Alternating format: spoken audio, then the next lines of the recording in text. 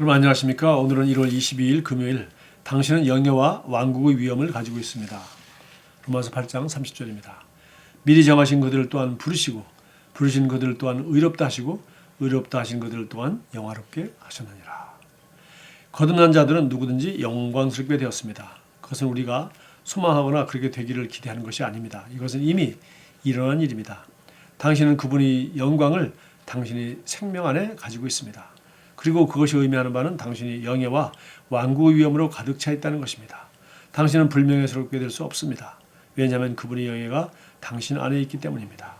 우리가 역경의 한가운데서도 말로 표현할 수 없는 기쁨을 가지고 영광으로 가득 차 있는 것은 자연스러운 일입니다. 우리가 복음에 그렇게 열정적인 것은 당연합니다. 어떤 박해도 우리에게 이 복음을 포기하게 할 수 없습니다. 우리는 온 세상 사람들이 삶을 바꿀 수 있는 메시지를 가지고 있습니다. 이 세상에서 실패한 삶을 살고 있는 사람들을 볼 때 우리는 그것을 의식합니다. 왜냐하면 우리가 그들을 구원할 수 있는 열쇠를 가지고 있다는 것을 알기 때문입니다. 우리는 그리스도를 모신 자가 영예와 영광과 위엄의 삶으로 들어간다는 것을 알기 때문에 그들에게 복음을 전하지 않을 수 없습니다. 당신을 무시하고 괴롭히고 박해하는 사람들은 당신에게 아무 의미도 없습니다. 절대 그런 일로 모욕감을 느끼지 마십시오. 하나님께서 친히 당신을 영광스럽게 하셨습니다.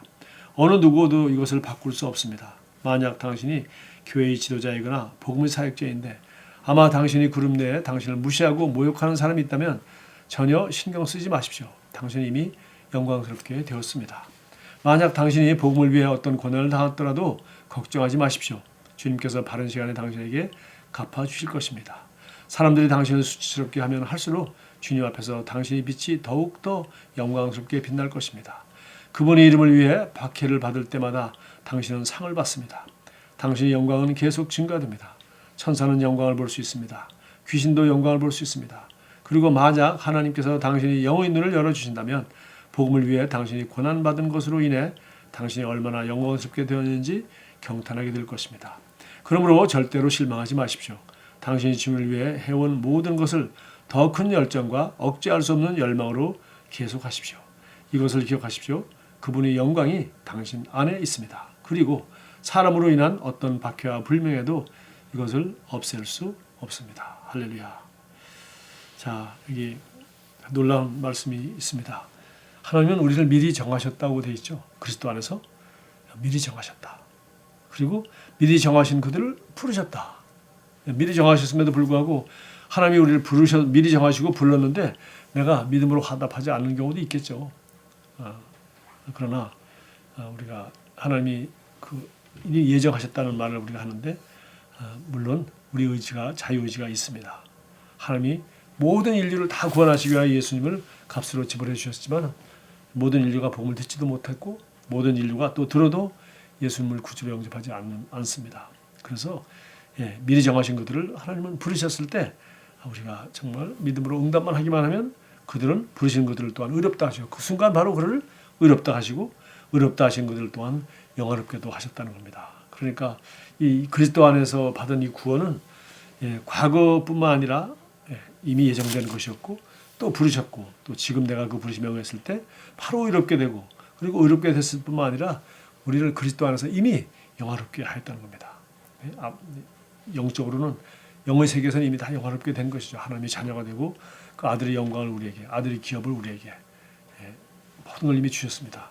그러나 실제로는 우리는 지금 정말 영광에서 영광으로 우리 고린도후서 3장 18절 말씀처럼 우리가 온전케 하는 율법을 바라보면서 영광에서 영광으로 실제로 우리는 끝없이 나아가고 발전하고 있는 그런 상황이죠. 그래서 에베소 2장 10절 말씀도 너는 그의 만드지 마라. 그리스도 예수 안에서 하나님이 선한 일을 하게 하시려고 미리 예정하시고 미리 정해놓으신 그런 삶을 살 수 있도록 하기 위해서 한 것이라.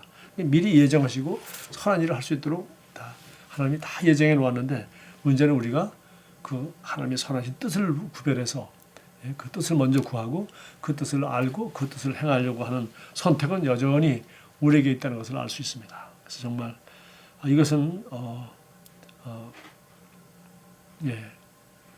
너무나도 감격스러운 장면이죠. 하나님은 이렇게 아름다운 계획들을 예정하셨어요. 미리 정하시고 부르시고 의롭다고 하시고 영화롭게까지 완벽한 우리 과거와 우리 미래까지 완벽한 그리스도 안에서 완전한 계획을 가지고 계신데 문제는 우리가 이것을 알고 믿고 나는 하나님이 택하심 받은 그런 백성이야. 그런 자녀야.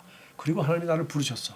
그래서 나는 예수님을 내가 영접하는 순간 나는 의롭게 되었고 또 이제는 이 온전한 계한 율법을 바라보고 주님을 닮으려고 노력하는 만큼 실제로 나는 날마다 영광에서 영광으로 그 아들이 장성한 분량, 즉 하나님의 아들 예수 그리스도를 바라봄으로 그 아들이 장성한 분량까지 자라고 또 이 말씀을 공부함으로 마음이 온전히 새롭게 되어 정말 예수님과 똑같은 생각을 하고 똑같이 예수님처럼 그렇게 사랑할 수 있는 사람으로 변화되어 가고 있어 라고 우리는 정말 영광에서 영광으로 변화되는 모습을 우리가 바라볼 수 있는 것입니다. 왜? 하나님이 이런 계획을 하셨고 이미 그리스도 안에서 영적인 세계에서 이미 주셨고 내가 이 사실을 믿고 그렇게 따라가면 우리는 그렇게 되는 것이죠. 그래서 성경에 말한 것처럼 너희가 하나님의 아들 예수 그리스도를 아는 일과 믿는 일이 하나가 되어 그분을 아는 일 그리고 그분을 믿는 일이 하나가 된다면 우리 예수님처럼 그렇게 생각하고 예수님과 같은 그런 삶을 살 수 있다는 그런 소망을 우리에게 주는 정말 너무나도 복된 하나님의 말씀입니다.